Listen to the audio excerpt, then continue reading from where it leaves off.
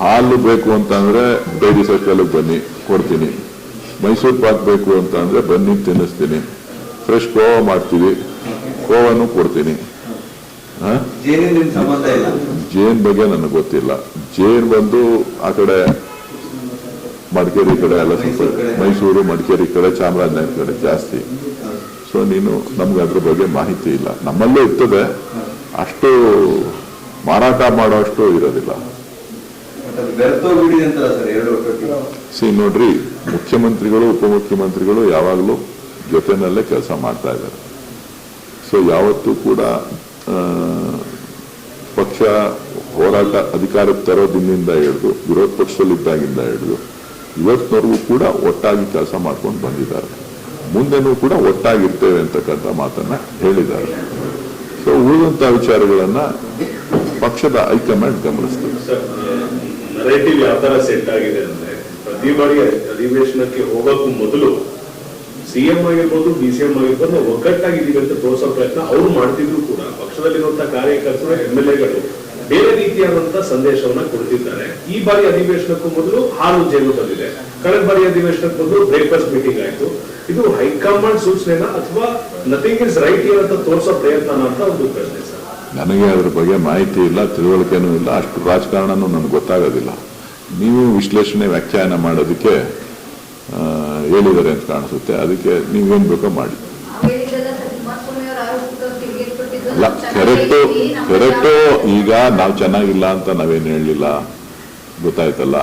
ನಾವು ಒಂದು ಪಕ್ಷದಲ್ಲಿದ್ದೇವೆ. ಒಂದು ಪಕ್ಷದಲ್ಲಿದ್ದಂಥ ಸಂದರ್ಭದಲ್ಲಿ ಪಕ್ಷದ ಸಿದ್ಧಾಂತ, ನಾಯಕತ್ವ ಎಲ್ಲದಕ್ಕೂ ಗೌರವ ಕೊಡಬೇಕಾಗ್ತದೆ. ಆ ಗೌರವವನ್ನು ಕೊಡ್ತಾ ಇದ್ದಾರೆ.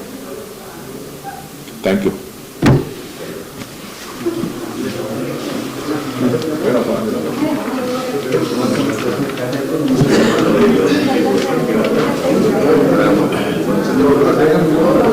ಇವರು ಕೇಂದ್ರ ಸರ್ಕಾರದಲ್ಲಿದ್ದಾರೆ, ಇವರು ರಾಜ್ಯ ಸರ್ಕಾರದಲ್ಲಿದ್ದಾರೆ.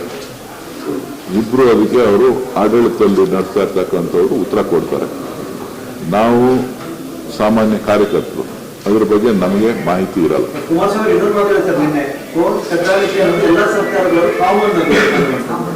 ನೀವು ಅದನ್ನ ಅವ್ರನ್ನೇ ಕೇಳಬೇಕು. ಅವರು ಮುಖ್ಯಮಂತ್ರಿ ಆಗಿದ್ದಂಥವ್ರು. ಸೊ ಹಾಗಾಗಿ ಅವ್ರಿಗೆ ಎಲ್ಲ ವಿಚಾರಗಳು ಗೊತ್ತಿರುತ್ತೆ. ಸೊ ನೀವು ಅವ್ರನ್ನ ಕೇಳಿದ್ರೆ ಅದಕ್ಕೆ ಉತ್ತರ ಸಿಗುತ್ತೆ.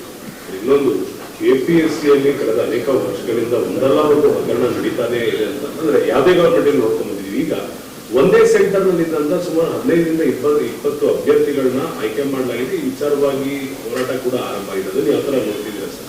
ಅಲ್ಲ, ಅದು ಗಂಭೀರವಾದಂತ ವಿಚಾರ. ಒಂದೇ ಕ್ಲಾಸ್ ರೂಮ್ ನಲ್ಲಿ ಇರ್ತಕ್ಕಂಥವರು ಎಲ್ಲರೂ ಕೂಡ ಅತಿ ಹೆಚ್ಚು ಅಂಕಗಳನ್ನ ಗಳಿಸಿ ಆಯ್ಕೆ ಆಗಿದ್ದಾರೆ ಅಂತ ಅಂದ್ರೆ ಬಹುಶಃ ಎಲ್ಲರಿಗೂ ಕೂಡ ಒಂದು ಅಪನಂಬಿಕೆ ಬರಲಿಕ್ಕೆ ಪ್ರಾರಂಭ ಆಗ್ತದೆ. ಎಲ್ಲ ಒಂದ್ ಕಡೆ ಮಾಲ್ ಪ್ರಾಕ್ಟೀಸ್ ಆಗಿರ್ಬೋದಾ ಅನ್ನೋದು ಇರ್ಬೋದು. ಈ ಬಗ್ಗೆ ಸೂಕ್ತ ತನಿಖೆ ಮಾಡಿ ನೊಂದಂತ